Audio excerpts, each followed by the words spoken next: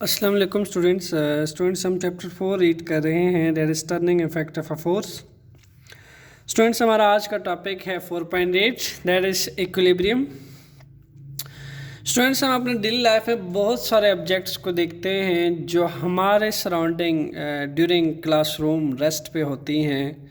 जैसा कि आप चेयर्स देखें अपने क्लासरूम के, जब आप एंटर होने से पहले चेयर्स को देखते हैं, वो इक्विलिब्रियम में होती हैं, रेस्ट पे होती हैं। इवन कि उस पर फोर्सेस एक्ट कर रही होती हैं, बट उन फोर्सेस का जो नेट रिजल्टेंट है, यानी उनका नेट फोर्स है, वो ज़ीरो होता है। सिमिलरली आप टीचर्स के टेबल पे देखते हैं, बुक्स पड़ी होती हैं, डस्टर पड़ा होता है, मार्कर पड़े होते हैं, they are at rest, okay. और वो इवन के उस पर equal and opposite forces act कर रही होती हैं, लेकिन उस एक्ट होने के बावजूद जब हम उनका नेट फोर्स देखते हैं तो नेट फोर्स ज़ीरो होता है। उस नेट फोर्स की वजह से हम ये कहते हैं कि बॉडी जो है ये इक्विलिब्रियम में है, बिकॉज इसके तमाम जितने फोर्सेस एक सिस्टम के अंदर इन्वॉल्व होते हैं, सबका जो नेट फोर्स है वो ज़ीरो होता है। दैट्स वाई हम ये कहते हैं कि बॉडी जो है वो इक्विलिब्रियम में है। सिमिलरली मैं आपके सामने एक सेल जो है ये रखता हूँ इस रजिस्टर के ऊपर। अब स्टूडेंट्स क्या है कि इस सेल जो है ये कम्प्लीटली इस टाइम रेस्ट पे है। इस सेल का कुछ मैस होगा, and due to its mass, इसका जो मैस है वो इस मैस का जो वेट है वो डाउनवर्ड अट्रैक्ट कर रहा है toward the center of the अर्थ। और न्यूटन थर्ड लॉ कहता है कि चूंकि जब कोई एक्शन लगता है तो every action and reaction are equal in magnitude but opposite in direction. चूंकि इस सेल का जो आपके पास वेट है वो डाउनवर्ड वर्टिकली डाउनवर्ड अपीयर हो रहा है, इसके अगेंस्ट ये रजिस्टर इस सेल पे एक रिएक्शनल फोर्स लगाएगा जो बिल्कुल इक्वल इन मैग्नीट्यूड होगी बट अपोजिट इन डायरेक्शन होगी। यानी यूँ समझ लीजिए कि सिचुएशन कुछ ऐसे होने वाली है, इसके ऊपर बिल्कुल ऐसे एक अपवर्ड फोर्स लग रही है, यूँ करके ये रजिस्टर इस पे लगाएगा, और इसकी जो अप डाउनवर्ड फोर्स है वो यूँ अट्रैक्ट हो रही है toward the center of the earth. Downward force earth के सेंटर की तरफ अट्रैक्ट हो रही है, that is equal to mg। और जो ये बुक है, ये रजिस्टर, इसके ऊपर एक अपवर्ड फोर्स लगा रहा है, रिएक्शनल फोर्स जो है that is equal in magnitude to its weight but the both are opposite in directions. So even के यहाँ पे फोर्सेस तो एक्ट कर रही हैं, but if you sum up these two forces then the net force, then the net resultant force will become zero in that case, because these two cancel the effect of each other, so that's why net force will become zero. You can say that अगर मैं कहूँ कि इसका जो wait है वो almost, इस cell का वेट जो है वो ऑलमोस्ट डाउनवर्ड 5 न्यूटन जो है वो अट्रैक्ट कर रहा है। स्टूडेंट्स तो इक्वल एंड मैग्नीट्यूड में रहते हुए ये रजिस्टर बिल्कुल इस पे 5 न्यूटन का ये रिएक्शनल फोर्स लगाने वाला है, यूँ करके इसको ऊपर की जानिब अपवर्ड फोर्स लगाएगा और इसका वेट यूँ करके डाउनवर्ड अट्रैक्ट होगा toward the center of the अर्थ। क्योंकि फिजिक्स में ये होता है कि जब डायरेक्शन अपोजिट होती है, मैग्नीट्यूड सेम हो, डायरेक्शन अपोजिट होती है, तो हमारे पास जो आर है, यानी अगर मैं इसका टोटल फोर्स कैलकुलेट करूं इस केस के अंदर, टोटल फोर्स क्या आने वाली है स्टूडेंट्स, चूंकि ये रिएक्शनल फोर्स है और ये इसका वेट है, this two are equal and opposite in direction, so you can say that R minus W, 5 Newton minus 5 Newton, so net resultant force will be 0 Newton. So that's why this cell are completely in rest and equilibrium. Okay, similarly students मैं इस cell को हटा के एक second example दे देता हूँ। ये एक बार मैग्नेट है जिसको हम एक्सपेरिमेंटल पर्पस के लिए यूज़ करते हैं। आप देखिए ये भी बिल्कुल रेस्ट में पड़ा हुआ है, ये ना तो रोटेट कर रहा है ना मोशनिंग स्टेट में है, बल्कि कम्प्लीटली रेस्ट में। यहाँ भी बिल्कुल ऐसा ही हो रहा है कि इसका जो स्ट्रक्चर है वो हम बना लेते हैं इसके अकॉर्डिंग बाउंड्री लाइंस लगा के।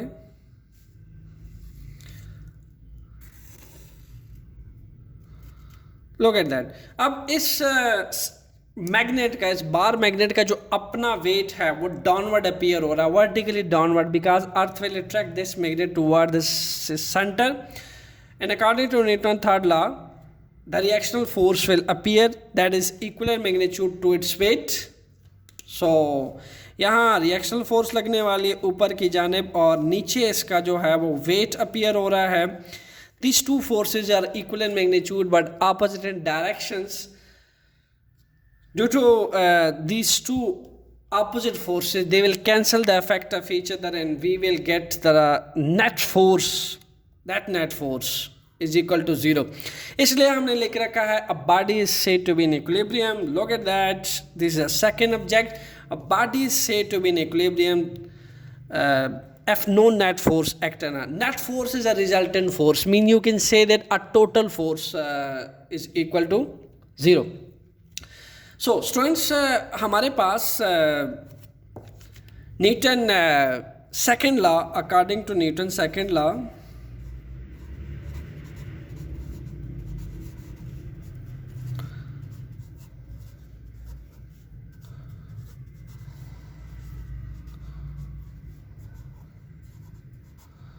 what we can say, Newton second law कहता है कि अगर किसी बॉडी के ऊपर आप एफ फोर्स लगा रहे हैं, then that after applying F force that body will be accelerate in the direction of force. Look at that. Newton second law कहता है कि अगर आप किसी बॉडी के ऊपर F फोर्स लगाते हैं then this body will be accelerate in the direction of force. Look at that. This body will be accelerate in the direction of force. मैंने यहाँ से इसको एक्सेलरेट किया और जो मेरे फोर्स की डायरेक्शन है उसी डायरेक्शन में बॉडी एक्सेलरेट कर रहा है. Okay, this is Newton second law and this is equal to F is equal to ma. Students, जब बॉडी रेस्ट में होता है, जैसा कि मैंने अभी तो इस पर मोशन फोर्स अप्लाई की थी और ये एक्सेलरेट हुआ था in the direction of force. जब बॉडी रेस्ट पे होता है, keep in mind in that case उसका जो एक्सेलरेशन है that should be equal to 0. Acceleration will equal to 0. एक जब वो रेस्ट में होता है तब उसका इन केस ऑफ रेस्ट, जब रेस्ट में होती है बॉडी तब उसका एक्सेलरेशन 0 होता है. सेकंड थिंग, जब बॉडी यूनिफॉर्म वेलोसिटी के साथ मूव करती हो, uniform velocity,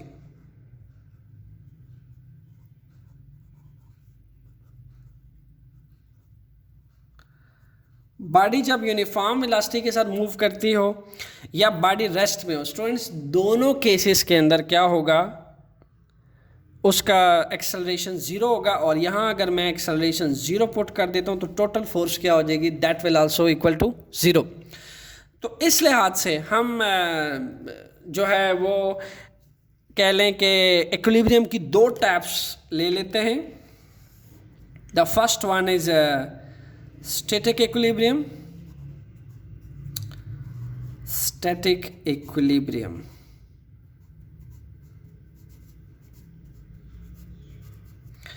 and the second one is dynamic equilibrium. Dynamic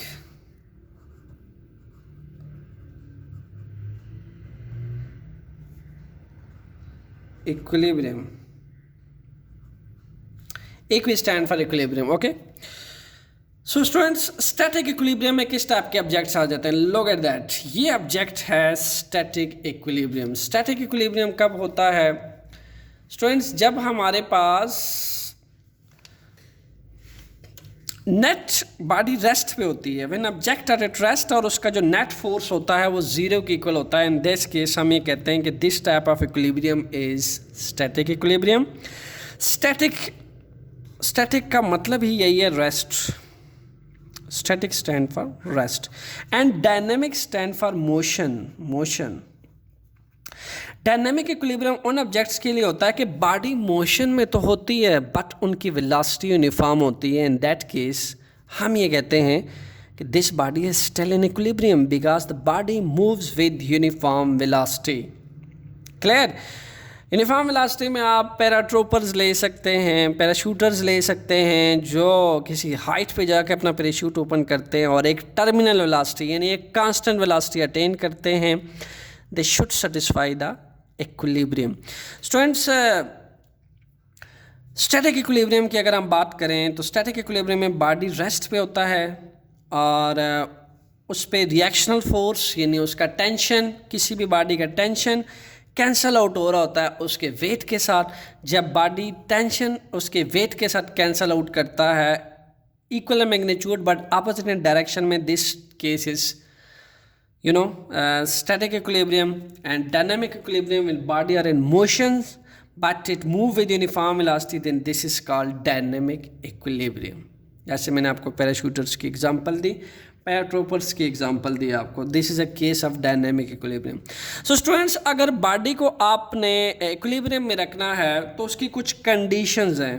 क्या है? कुछ कंडीशंस हैं, उन कंडीशंस को देखते हैं जिसमें हमारे पास आ जाती है स्टूडेंट सबसे पहले first condition of equilibrium.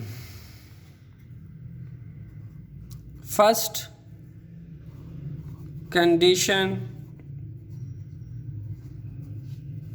Of equilibrium.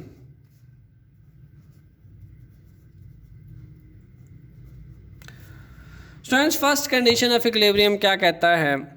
First condition of equilibrium कहता है कि अगर किसी बॉडी पे डिफरेंट एक सिस्टम है, कोई भी एक सिस्टम है, ठीक है, सिस्टम वो होता है जिस पे हम काम कर रहे होते हैं, जिस सब्जेक्ट्स को हम अंडर ऑब्जर्विंग रखते हैं वो हमारा सिस्टम है। किसी भी सिस्टम के पे लगने वाली तमाम फोर्सेस का समेशन जो है यानी उनका सम जो है that should be equal to 0, then this system will satisfy first condition of equilibrium. Okay, यानी हम क्या कह सकते हैं कि ये कहता है कि summation should be equal to 0। Students, इसका क्या मतलब है? ये एक ग्रीक लेटर का वर्ड है, ग्रीक लेटर का वर्ड है, इसको कहा जाता है सिग्मा।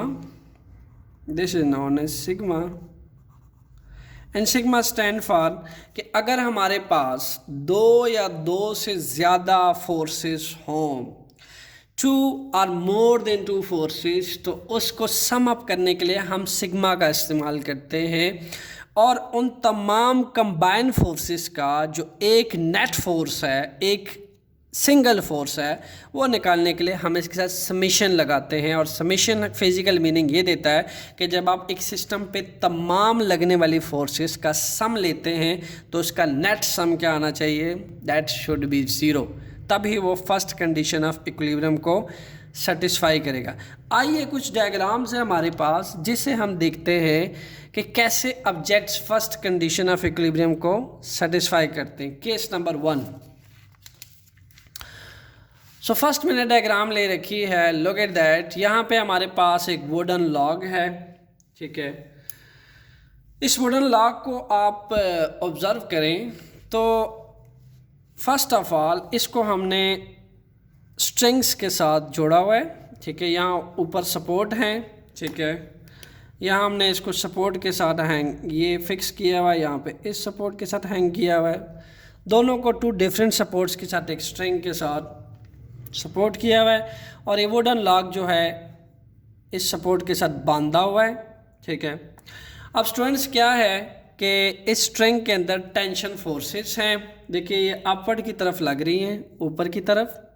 इसी तरीके से राइट साइड पे भी स्ट्रिंग जो है वो इस वुडन लॉग को ऊपर की तरफ पुल कर रहा है और F1 F2 दोनों ही फोर्सेस इसको ऊपर की तरफ पुल कर रही हैं, जो कि इस वुडन लॉग का वेट है। ये वेट क्या कर रहा है? बैलेंस कर रहा है अपने आप को किसके साथ? F1 और F2 पुलिंग फोर्सेस के साथ, जो स्ट्रिंग्स के अंदर टेंशन फोर्सेस मौजूद हैं। अब हम ये कहते हैं कि जी ये फर्स्ट कंडीशन ऑफ इक्विलिब्रियम को सेटिस्फाई कर रहा है। कैसे कर रहा है? स्टूडेंट्स सपोज करते हैं कि जो F1 फोर्स लग रही है, that is about 5 Newton. Similarly F2 pulling force, जो इस टेंशन फोर्स लग रही है, जो इसको ऊपर की जानब खींच रही है, that is also equal to 5 Newton.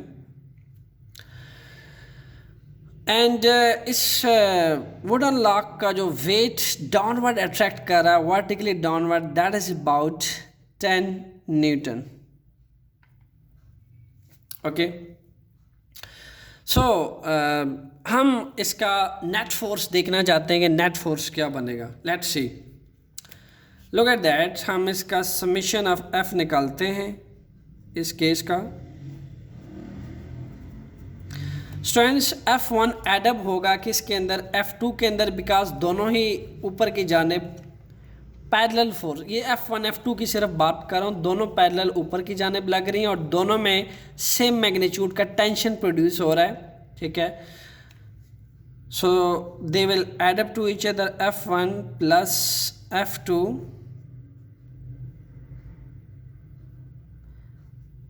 Plus weight of the wooden block. F1 and F2 both are tension which pull that wooden block to upward, and the weight of the wooden block attract that wood toward the center of the earth. So let's see what will be the net force on that wooden log. याद रहे कि ये wooden lock completely rest पे है, ये move नहीं कर रहा, ना ही रोटेट कर रहा है, बिल्कुल रेस्ट पे है। सो हम देखना चाहते हैं at satisfy first condition of equilibrium और not. Students, 5 newton F1 pull कर रही है इसको, एंड 5 न्यूटन F2 पुल कर रही है इसको, 5 newton, and we have 10 newton, that is downward. तो आप देख सकते हैं ये अपवर्ड है और ये डाउनवर्ड है, दोनों की डायरेक्शन ऑपोजिट है। तो यहाँ लगा देंगे हम -10, और अगर आप एक्सिस के तहत भी देखें, ये पॉजिटिव वाई एक्स है, ये नेगेटिव वाई एक्स है, that is positive x axis, negative x axis. तो आप देखिए कि F1 F2 positive Y axis की तरफ इस स्ट्रिंग को ऊपर की जानिब खींच रही है, और इसका जो वेट है वो नेगेटिव एक्सिस में अट्रैक्ट कर रहा है इसको अर्थ के सेंटर की तरफ। तो that will be an -10 newton. आप अगर 5 न्यूटन का सम अप करें, then 10 newton -10 newton, the net force will be equal to 0 newton in that case. So that's why that wooden log is completely satisfy the first condition of equilibrium, because the sum of all forces and the net force is equal to 0. This is the case of first condition of equilibrium. फिर students, मैंने एक first condition of equilibrium को satisfy करने के लिए second case लिया हुआ है। एक पिक्चर है जिसको हैंग किया हुआ है हमने वॉल के साथ। ठीक है, यहाँ हमने कोई सपोर्ट लिया हुआ है, this is a support, clear. ये कोई भी सपोर्ट है जो हमने ले रखा है। स्टूडेंट्स, यहाँ पे अगेन हमने 2 थ्रेड्स ले लें आप, या 2 स्ट्रिंग्स ले लें आप। ठीक है, इसको हमने सपोर्ट किया हुआ है इस पिक्चर को इन 2 स्ट्रिंग्स के साथ। ओके, यहाँ पे स्टूडेंट्स जो आपको लेफ्ट एंड पे ये स्ट्रिंग नज़र आ रहा है, ये इसके ऊपर F1 फोर्स लगा रहा है, यूँ कह ले कि टेंशन 1 लगाएगा इसके ऊपर, इसको मैं T1 कह देता हूँ। T1 है, is a tension, keep in mind. इसको मैं T2 कह देता हूँ। और नीचे आप देखेंगे कि इस पिक्चर का जो वेट है वो डाउनवर्ड अट्रैक्ट हो रहा है toward the center of the अर्थ। आप एक वॉल पे अगर पिक्चर को हैंग करते हैं, आप देखते हैं वो पिक्चर कम्प्लीटली रेस्ट पे होता है। इन दैट केस वो कम्प्लीटली क्या कर रहा होता है, वो फर्स्ट कंडीशन ऑफ इक्विलिब्रियम को सेटिस्फाई कर रहा होता है। स्टूडेंट्स, यहाँ भी हम समेशन ऑफ एफ देखते हैं, क्या निकलेगा। T1 और T2 वंस अगेन इसको ऊपर की जानिब क्या करेंगे, पुल करेंगे। Okay, T2 and T1, these two tension will be combinedly pull that picture to upward, and the weight of that picture will be attract that picture toward the center of the earth. But that weight and that these two tensions should be equal in magnitude, keep in mind, because the weight of the picture will be appear equal in magnitude to the tensions of these two strings, equal in magnitude, because it will obey Newton's third law.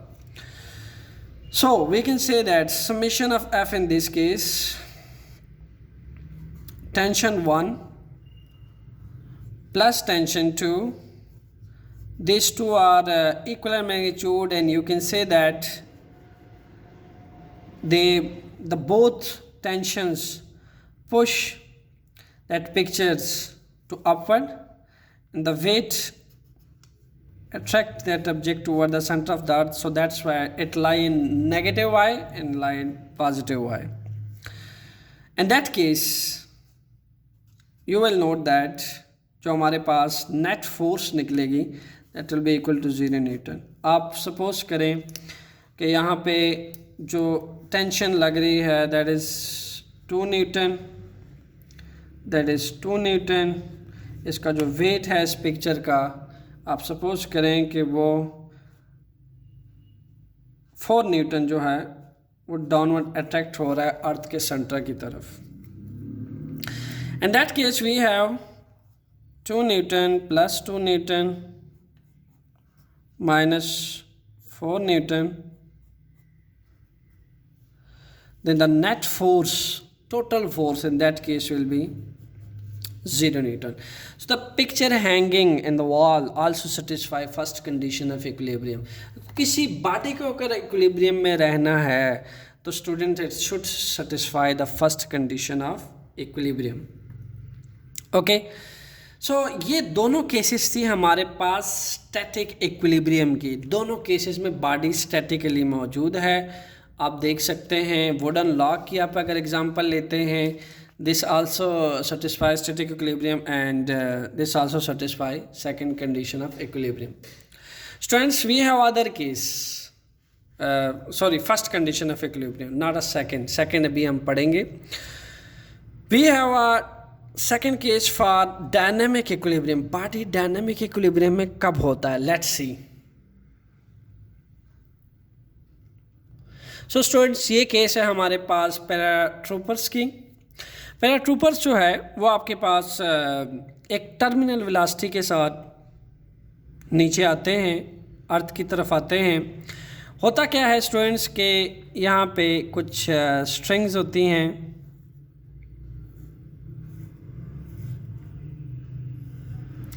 जिसको paratroopers ने यहाँ से पकड़ा होता है, और इन strings के अंदर होता क्या है कि टेंशन, अब ये मूव कर रहा है, बॉडी मोशन में है, but still it satisfy first condition of equilibrium. Why? Paratroopers जो हैं, keep in mind, paratrooper moves with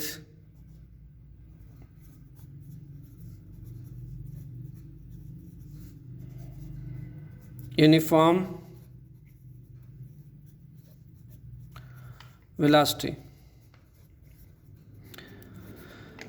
और इसी यूनिफॉर्म वेलोसिटी को स्टूडेंट्स टर्मिनल वेलोसिटी भी कहते हैं.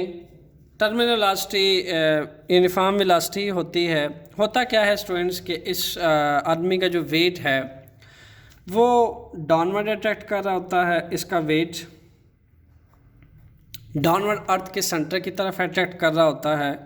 उसके अलावा जो ये स्ट्रिंग्स होते हैं, ये स्ट्रिंग्स होते हैं स्ट्रॉन्ग किस्म के, जो इस पैराशूट्स के साथ ये सपोर्टेड होते हैं.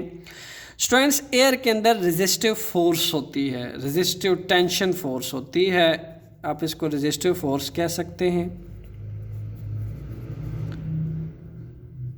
रेजिस्टिव फोर्स जो एयर के पार्टिकल में मौजूद होती है. इस स्ट्रिंग्स को एयर के पार्टिकल रेजिस्टिव फोर्स ऑफर करती हैं, जिसके बाद एयर के पार्टिकल इस स्ट्रिंग्स के ऊपर अपवर्ड टेंशन लगाते हैं, हर स्ट्रिंग के ऊपर. ठीक है, अपवर्ड टेंशन लगाते हैं हर एक स्ट्रिंग्स के ऊपर, अपवर्ड टेंशन लगाते हैं एयर के पार्टिकल, और ये जो पैराट्रूपर है जिसका वेट जो है वो डाउनवर्ड अपीयर हो रहा है। अब होता क्या है कि अगर मैं टोटल टेंशन्स का सम अप लूँ जो हर स्ट्रिंग्स पे एयर के पार्टिकल इसके ऊपर अपवर्ड लगा रहे हैं, इसका सम जो है स्टूडेंट्स इसके डाउनवर्ड वेट के साथ कैंसिल कर लेता है अपने इफेक्ट्स को। ये डाउनवर्ड लग रही है, ये अपवर्ड लग रही है, और these all tension are equal in magnitude to the weight of that man, okay? So that's why we can say that कि अगर हम तमाम टेंशन्स को ले लें, इन स्ट्रिंग्स को ले लें, ये ऐसे ऐसे ऐसे, इनको हम सम अप करें, 2 newton upward, 2 newton, 2 newton, 2 newton, और इस स्ट्रिंग का भी 2 newton. So we have 6 newton, 8 newton, 10 newton. Total tension जो एयर पार्टिकल इसके ऊपर रेजिस्टिव फोर्सेस अपवर्ड टेंशन इसको देंगी और इसको ऊपर की जानिब खींचेंगी, ठीक है, ऊपर की जानिब इस स्ट्रिंग्स को पुश करेगी, ऊपर की तरफ इसको पुश करेगी। बदले में ये जो आदमी है इसका जो वेट है वो डाउनवर्ड अट्रैक्ट हो रहा है अर्थ के सेंटर की तरफ। अब ये वेट जो है स्टूडेंट्स ये होगा almost 10 Newton. And keep in mind ये अगर 1 2 3 4 5 स्ट्रिंग्स है, T1 T2 T3, this are are tension, T4 T5 minus W, because जो नेट फोर्स है इस केस में it should be 0 to satisfy first condition of equilibrium. So you can say that 2 Newton plus 2 plus 2 plus 2 plus 2 and minus 10, that is 3 minus 10 Newton. You can say that the net force in that case will be 0. यानी ये wait जो है ये total effect को cancel करेगा जो इन threads या strings के अंदर टेंशन प्रोड्यूस होगी इस मैन का उतना ही weight downward include the weight of this parachute, include the weight of this parachutes बिल्कुल इक्वल मैग्नीट्यूड अपीयर होगा और एक दूसरे के इफेक्ट को कैंसिल करेंगे और एक यूनिफॉर्म या टर्मिनल वेलोसिटी के साथ कमिंग डाउन आएगा toward the ground. So you can say that at some types of dynamic equilibrium and it satisfy the first condition of equilibrium. So students आपको पता चल गया होगा कि हमारे पास दो तरह के केसेस होते हैं, स्टैटिक इक्विलिब्रियम, डायनेमिक इक्विलिब्रियम। और उस केस में आप ये चीज़ देखते हो कि स्टैटिक इक्विलिब्रियम में ऑब्जेक्ट रेस्ट पे होता है, look at that, object rest पे होता है लेकिन उसके तमाम फोर्सेज जो हैं वो एक इफेक्ट कैंसिल कर रही होती हैं। जैसे हमने बैटरी को देखा, जैसा कि हमने picture hanging in a wall को देखा, जैसा कि हमने वुडन लॉक को हैंगिंग करते हुए देखा।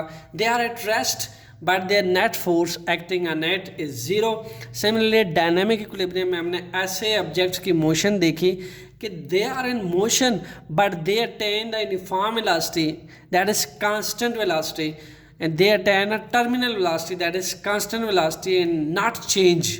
यूँ समझ लीजिए यूनिफॉर्म वेलोसिटी वो होती है जो अगर एक ऑब्जेक्ट 100 किलोमीटर पे तो 100 किलोमीटर से ग्राउंड तक यानी अर्थ तक आने के लिए, ग्राउंड को अर्थ मान लें आप, ग्राउंड तक आने के लिए इसकी वेलोसिटी कहीं भी चेंज नहीं होती बल्कि कांस्टेंट होती है।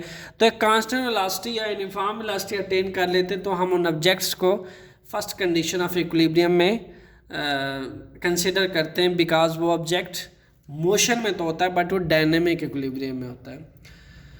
स्टूडेंट्स इसके बाद हम पढ़ेंगे सेकंड कंडीशन ऑफ इक्विलिब्रियम।